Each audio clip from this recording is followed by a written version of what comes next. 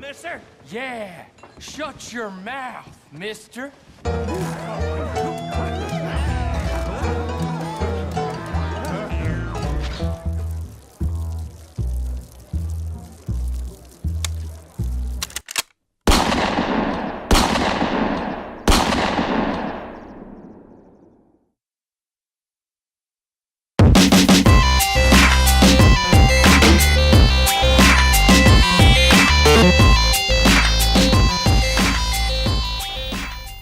What's up YouTube, Breezy Gamer Dad here, and I just want to say welcome to my channel. If this is your first time here and you enjoy what you see, make sure you hit that subscribe button and that notification bell so you don't miss out when I release new content just like this.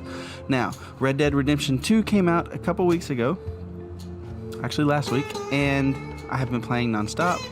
And so I just thought to myself, hey, I'm just going to put together the way to early review. So without further ado, let's get started and review this game. Alright, first off, we're going to talk about the amazing scenery in this game. When I talk about scenery, I'm talking about graphic, I'm talking about the motions, I'm talking about just the fluidness of the game, as well as the overall ambience and the atmosphere within this game. I mean, the mountains at the very beginning of the game, within the snow, and just the look, the rendering, like the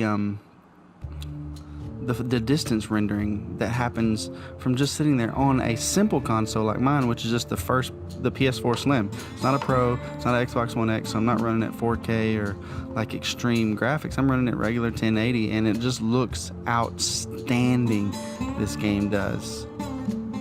I mean, just the motions of the horses, the characters, the nostalgia of the clothing, the carts, just the terrain, everything within this game embodies to a T the Western civilization and you know, trying to advance in a Western society, trying to build and stuff during that outlaw era.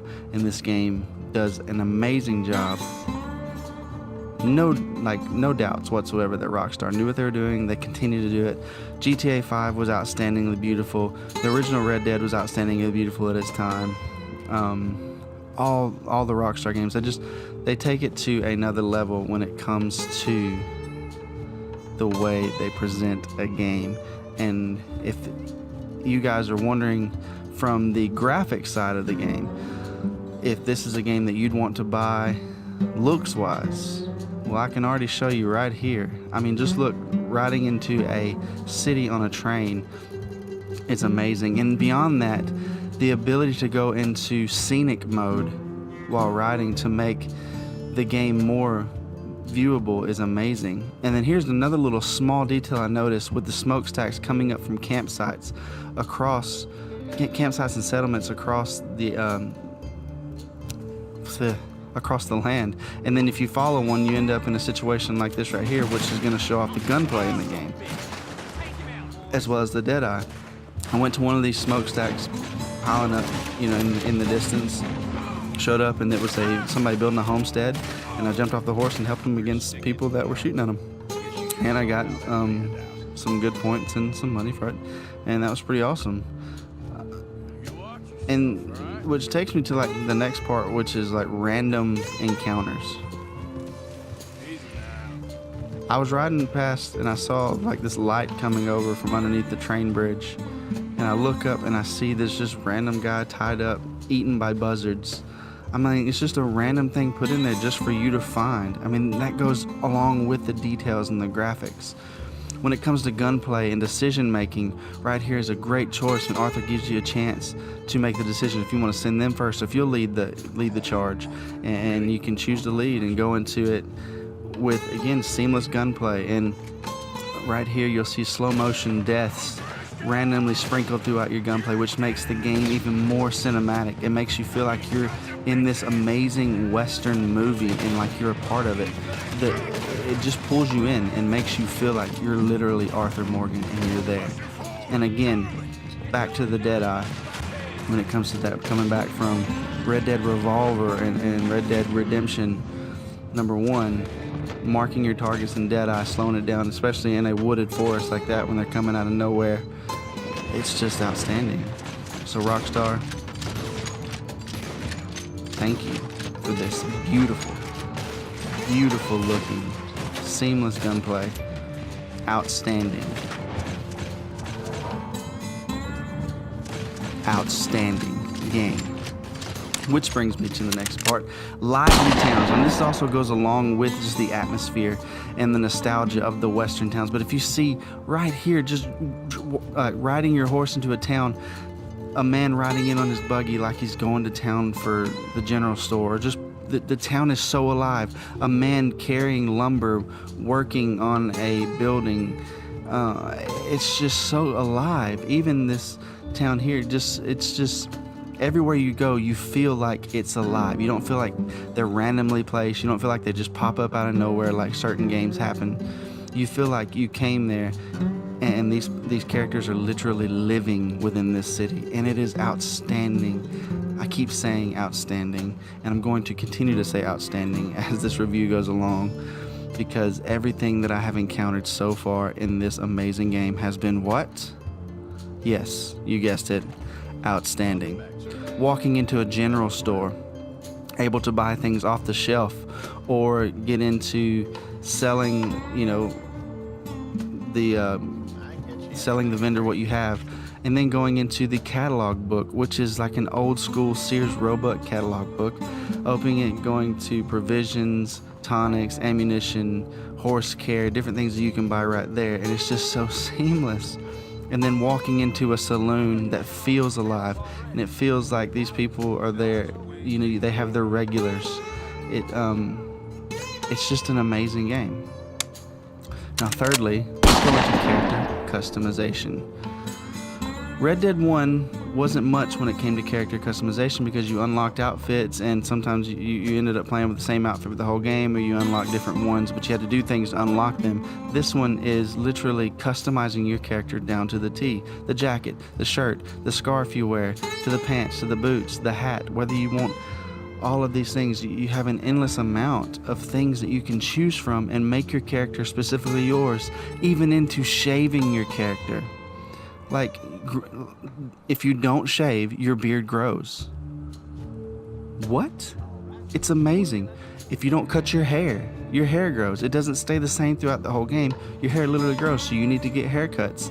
If you don't, your hair will grow. But you can select styles from plenty of different styles, as you see here. Again, outstanding. Amazing. And then even into the simple part of customization, which it really is not a customization feature, but I thought I'd put it in there because it has to do with your character, is taking a bath. You can choose to go the whole game without taking a bath and becoming the stinkiest man alive. But you can go to your inn, your local hotel, and take a bath and clean up and get ready for that great poker match that you got coming up, or the next mission that you got going on. Like, whatever it is in your head, your fantasy, your atmosphere, whatever you're thinking for your game, you can do it. And then while you're taking a bath, you can even be the laziest son of a gun when it comes to taking a bath and choose to have a woman come in and bathe you. And there's an option to let her continue talking and hit on her and, drop compliments and drop lines about how, she's the nicest person in the town, or you can just tell her to shut up. And then she'll wash you by, doing what you want. And it's amazing. Again, you're probably going to get tired of this word, and the word for this video is probably going to continue to be outstanding. Which brings me to the next point, minigames. Minigames were in the original Red Dead, where you could play Texas Hold'em, or the whatever you call it game. You can even play dominoes. I mean, that's so amazing. Blackjack, different games like that. I was messing around with this game here, and it's all about your button play, and I cut my thumb, which is crazy because that cut continued to stay on my thumb until after I took a bath, which was awesome. Details. These, like Rockstar, you hit on the smallest details, but these mini games are amazing things to pass the time away. If you're not ready to advance in a mission, if you're not ready to advance further in a chapter, you can literally go and try to build up your money by hitting up these different games and betting on them. And if you're a fan of Texas Hold'em like I am, going to the local saloon or anywhere where there's a Texas Hold'em match or a card game match and just playing and getting involved with the characters that way, which again is another aspect of putting you in the freaking game. Holy cow. Like, I feel like I'm Arthur Morgan, and I feel like I'm hanging out at a saloon in the town of Valentine, and I saw a poker match going on, and I said, hey, I'll go in for $250 and try to win. Like, it just feels so good, and just to have the ability to do these small things, as well as you saw earlier with the smokestack. That was just a little random special encounter, or the random thing of the man hanging from the bridge. They put in so many small random details to take it beyond just the main story, which again is phenomenal, and I haven't even finished yet, which is why I'm calling this a way too early review. But from where I'm at right now, this game is worth the $60 that I paid for it. Now let's hit into other cool stuff in the game. You can set up a camp outside in your travels. And I went into the general store earlier and I bought this coffee percolator so I can sit and I can just make coffee and just relax. If I'm out in a travel and I needed some place to rest, I'm far away from my main camp, or I'm away from a town with a hotel and I don't want to travel, I can just pull over, pop up my campsite, drink a cup of coffee. Beyond that, there's even random campsites of people around where you can stop and sit with them. And I think that was in the first game too, where you can just meet random people at campsites and kind of enjoy it and sit down and just chat and listen to their stories, and they'll sing songs. And then, which brings me to another point, taming wild horses, which is something that I figured would be brought back and would be, you know, just like the first one, which it is. I mean, it's amazing. You rope this horse and you got to ride him. He's bucking, he's going crazy. He's, you know, you got to figure out your angles. But beyond that, it just feels like I can't say it enough, guys. This game feels so great. Like, it feels outstanding to go. The funny thing is, here you have the option.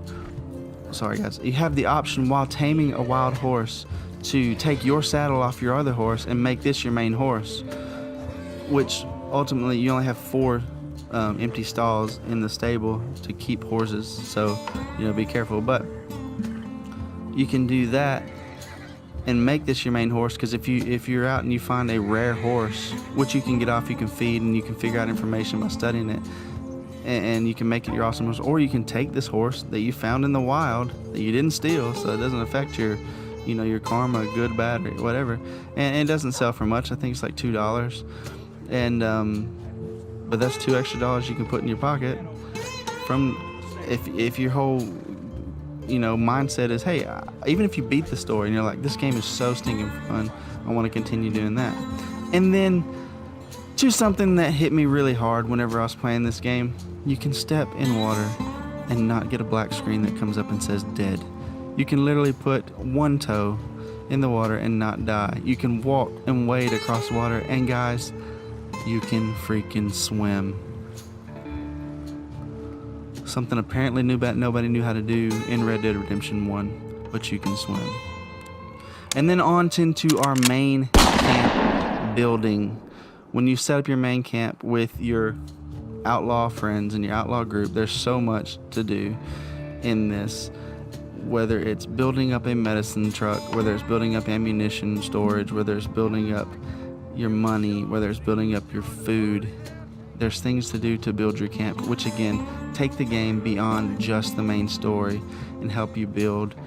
And you can pick up a cup of stew, a plate of stew that's made in the camp, eat it, which helps your health, which helps everything in that area, and your camp feels alive. It feels like the people, it doesn't feel like you're the only one doing work in your camp. It feels like everybody's contributing. It doesn't feel like the type of game where you get back to your camp and everybody's saying, hey, go do this for me, and like nobody is willing to do anything and you're the only one doing it. This game literally feels like everybody's contributing, even though you're only focused on you contributing. But if you even look at the ledger, it has a list of other people that have contributed to the camp. That is awesome. You don't get to see it. You don't get to really notice it. You don't get to send these people on things, but you get to see the small detail of them contributing to your camp.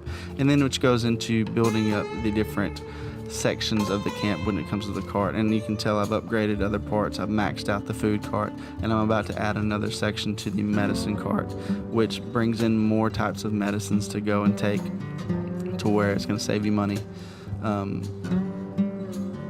in the regular game, and you can go and do that and continue to upgrade and continue to restock and do the things to make your camp happy, to make everybody satisfied, and really help out in this area. Alrighty, now it's time for my way too early rating. And if you guys didn't know already, the #1 saying for this game is what? Outstanding. Already top of the line, best game of the year, easily gonna win it.